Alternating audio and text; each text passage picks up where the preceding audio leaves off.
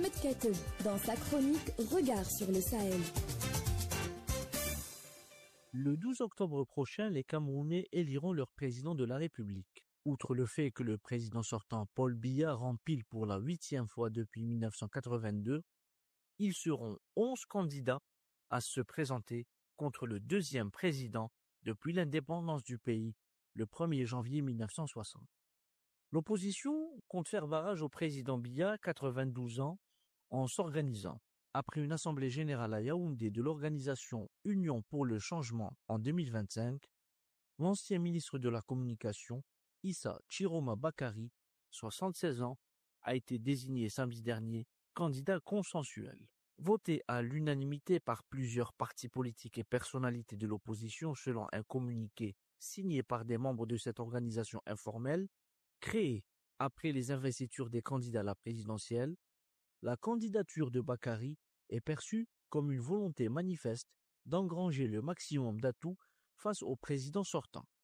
Parmi les signataires figure Anicet Ekan, président du Manidem, le parti qui avait présenté la candidature de Maurice Kamto, finalement récusé par la commission électorale ELECAM et le Conseil constitutionnel en août dernier.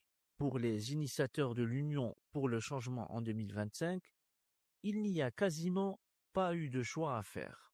Issa Chiroma Bakary était de toute façon le seul des 11 candidats de l'opposition à avoir accepté l'ensemble des conditions contraignantes qui leur ont été présentées, confie Anicet Ekan, un des porte-parole de ce groupe de facilitateurs. Nous avons travaillé sur des critères objectifs et des arrangements pour contenter le maximum de candidats. Mais il y avait une condition sine qua non. C'était de signer un engagement avec l'Union pour le changement, avec notamment le fait d'accepter d'être candidat pour un mandat unique, audit de l'État, assise nationale, mandat de transition et de refondation de 3 ou 5 ans, entre autres. Ces engagements, Issa Chiroma est le seul à les avoir acceptés sans hésitation, ce qui a d'autant plus favorisé sa désignation comme candidat consensuel. Fin de citation.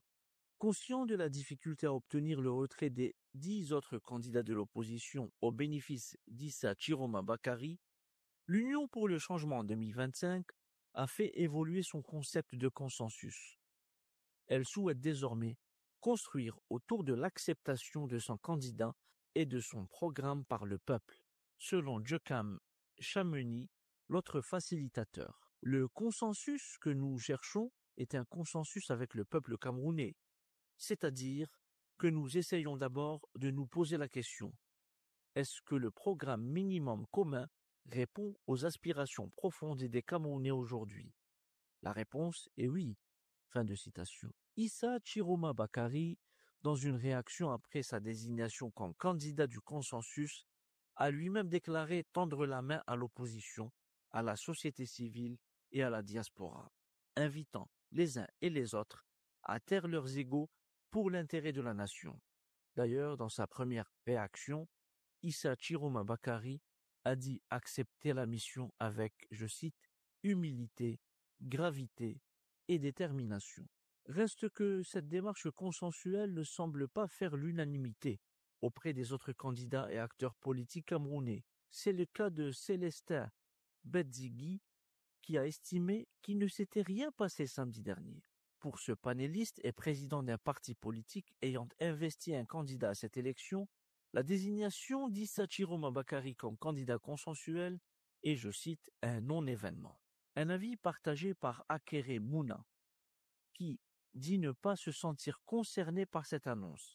L'avocat, candidat à la présidentielle, interroge aussi la légitimité des initiateurs de la démarche. Qui a donné ce mandat à Anicet Ekan et à Djekam Chameni? C'est pour sa part demandé Hilaire Nzipang, lui-même candidat recalé à l'élection du 12 octobre. Tous reprochent à Anicet Ekan et Djekam Chameni de s'être autosaisis d'une problématique qui concerne d'abord et en premier lieu les candidats eux-mêmes. Ces frictions semblent être le prélude d'une campagne électorale mouvementée et d'une élection tout aussi inédite qu'incertaine. À bientôt pour une nouvelle chronique.